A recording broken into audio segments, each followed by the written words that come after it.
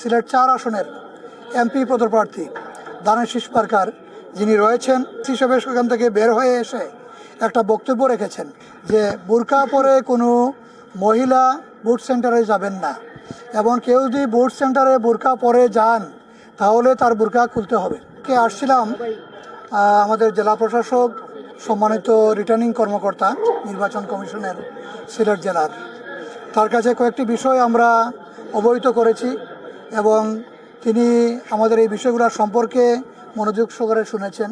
তার মধ্যে প্রথমত হলো গতকালকে আমরা দেখলাম যে সিলেট 4 আসনের এমপি পদপ্রার্থী দানেশ পারকার যিনি রয়েছেন তিনি এখান থেকে ডিসি সাহেবের সেখান থেকে বের হয়ে এসে একটা বক্তব্য রেখেছেন।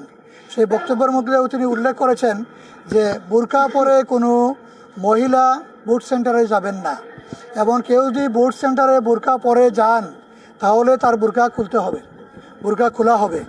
এবং একজন সাংবাদিক ভাই প্রশ্ন করেছিলেন যে নেকাব খুলবে কি না, না নেকাব খুললে হবে না, তাকে বুরকা খুলতে হবে।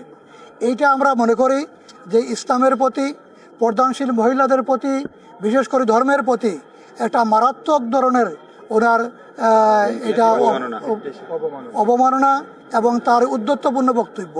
এবং কোনো অংশেই আমরা ধর্মপ্রিয় মুসলমান হিসাবে এবং আমাদের মা বোনের ইজ্জত নিয়ে কেউ এরকম নিয়ে টানাটানি করবেন, এটা আমরা তো মেনে নিতে পারি না।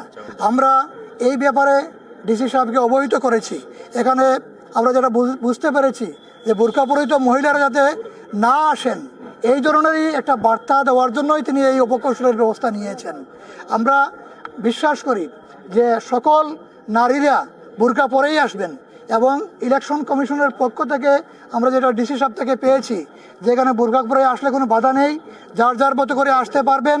যদি কারো সন্দেহ হয় তাহলে তার মুখটা শুধুমাত্র নেকাবটা খুলে তাকে সেটা দেখাতে হবে, তাও মহিলা পোলিং অফিসার যারা তাদের সম্মুখে। এইরকম হয়ে থাকে আমাদের কোনো আপত্তি নেই। কিন্তু তিনি যা বলেছেন এটা উদ্ধত্তপূর্ণ এবং এটা নিঃসন্দেহে নারী সমাজের প্রতি একটা অবমাননা এবং আপত্তিকর। আমরা আশা করব তিনি তার এই বক্তব্য প্রত্যাহার করবেন এবং নারী সমাজের প্রতি তিনি ক্ষমা চাবেন এবং দুঃখ প্রকাশ করবেন, আমরা আশা করছি।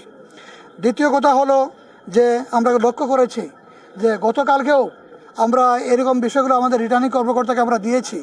যুবলীগের একজন লিডার এবং বিএনপির একজন লিডার যিনি মহানগর শাখার বিভিন্ন দায়িত্বে রয়েছেন, একটি ওয়ার্ডের সাধারণ সম্পাদকের দায়িত্বে আছেন, একজন প্রার্থীর পক্ষে তিনি ক্যাম্পিং করে চলছেন, সেই ব্যক্তি সাংবাদিক কার্ড গ্রহণ করেছেন এবং কার্ড নিয়ে অবৈধভাবে যাতে কেন্দ্রে গিয়ে সেই দায়িত্বরত কর্মকর্তাদের উপর প্রভাব বিস্তার করতে পারেন সেই উদ্দেশ্যেই এই কাজগুলো করা হয়েছে।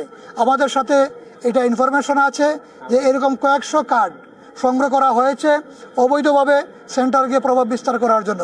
আপনাদের মাধ্যমে সেটা আমরা জানাতে চাই যে প্রকৃত সাংবাদিক বন্ধুগণ যারা রয়েছেন, যারা নিবন্ধনভুক্ত এবং যেগুলা আমাদের প্রচলিত সংবাদ মাধ্যম রয়েছে তার রেজিস্টার্ডকৃত ব্যক্তিবর্গ, তার বাইরে যদি কাউকে দেওয়া হয় তাহলে সেটা অবিলম্বে এটা বাতিল করার জন্য এবং ওনারা যাতে কোনো অবস্থায় সেন্টারে গিয়ে অবৈধ প্রভাব বিস্তার করতে না পারে সেভাবে কার্যকর উদ্যোগ নেওয়ার জন্য আমাদেরকে ডিসি সাহেব তিনি আশ্বস্ত করেছেন এই ব্যাপারে উদ্যোগ নেবেন এবং ইতিমধ্যে 2 জনের সাংবাদিক কার্ড বাতিল করেছেন, ওনাদেরকে জানিয়ে দেওয়া হয়েছে এটা যদি ওনারা ব্যবহার করতে যায় তাহলে ওনাদেরকে অ্যারেস্ট করা হবে।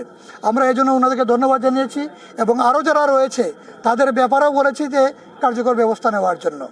তৃতীয় হলো আমরা ইতিমধ্যে লক্ষ্য করছি সিলেট 1 আসনে বিশেষ করে বিভিন্ন এজেন্টদেরকে এবং আমাদের বিভিন্ন সেন্টারে রয়েছে এই সমস্ত ভাইদেরকে যারা কাজ করছেন বিভিন্নভাবে হুমকি তুমকি দেওয়া হচ্ছে এবং যারা হুমকি তুমকি দিচ্ছে এরা চিহ্নিত সন্ত্রাসী, এরা চিহ্নিত চাঁদাবাজ, এরা চিহ্নিত ছিনতাইকারী এবং এরা চিহ্নিত দাঙ্গাবাজ, দখলবাজকারী এবং এদের ব্যাপারে পূর্বের মামলা রয়েছে। এই সমস্ত ব্যক্তিরাই এই কাজের সাথে রয়েছেন। আমরা সুনির্ধারিত যে ব্যক্তিরা এই সমস্ত অপকর্মের সাথে পূর্বে জড়িত ছিলেন এবং 5 আগস্টের বিপ্লবের পরেও বিভিন্ন জায়গায় উপকর্ম করেছেন তাদের বিষয়ে আমরা তথ্য দিয়ে এসেছি এবং প্রশাসনকে এই ব্যাপারে কার্যকর ব্যবস্থা নেওয়ার জন্য আমরা আহ্বান জানিয়েছি। যদি সেটা ব্যবস্থা না নেওয়া হয় আমরা আশঙ্কা করছি এই সমস্ত চিহ্নিত ব্যক্তিবর্গই এখানে পরিবেশ বিঘ্নিত করবে, দাঙ্গা হাঙ্গামা করবে এবং নির্বাচনের পরিবেশ নষ্ট হবে। এই ব্যাপারে কার্যকর উদ্যোগ গ্রহণ করেন প্রশাসনের পক্ষ থেকে। আমরা সেই বিষয়টাই দাবি জানিয়ে এসেছি। তারপরে নারী ভোটারদের বিভিন্নভাবে হুমকি কিন্তু দেওয়া হচ্ছে। এর আগে আপনারা লক্ষ্য করেছেন স্কলারসরুমে, লতিফ ফাহাদ শফি স্কুল এবং কলেজে, সেখানে যারা শিক্ষকরা রয়েছেন তারা বিভিন্ন ভোটের কাজে দায়িত্বপ্রাপ্ত ছিলেন। এদেরকে নিয়ে এখানে 1 আসনের প্রতিদ্বন্দ্বী প্রার্থী, 3 আসনের প্রতিদ্বন্দ্বী প্রার্থী সভা করেছেন। তাদেরকে আমরা বলেছি এদেরকে বাদ দেওয়ার জন্য ভোটিং কাজ থেকে। আমাদেরকে আশ্বস্ত করেছেন রিটার্নিং অফিসার, তাদেরকে বাদ দিয়েছেন, আমরা ধন্যবাদ জানিয়েছি। এরপরে ঝুঁকিপূর্ণ সেন্টার সম্পর্কে আমরা তালিকা দিয়েছি। আমরা আশা করছি এই সমস্ত সেন্টারগুলোতে সেখানে আইনশৃঙ্খলা বাহিনীর যারা দায়িত্বপ্রাপ্ত কর্মকর্তারা রয়েছেন তারা দায়িত্ব পালন করবেন এবং তাদের প্রতি আমরা খুবই আস্থাশীল, তাদের দায়িত্ব পালন করে যাচ্ছেন। এখন পর্যন্ত আমরা দেখছি ওনারা নিরপেক্ষতার সাথে দায়িত্ব পালন করছেন। আমরা আশাবাদী কালকে পর্যন্ত নির্বিঘ্নে ভোটাধিকার প্রয়োগ করার জন্য ওনারা ওনাদের জায়গা থেকে এই দায়িত্ব পালন করে যাবেন। আপনাদের সকলকে ধন্যবাদ।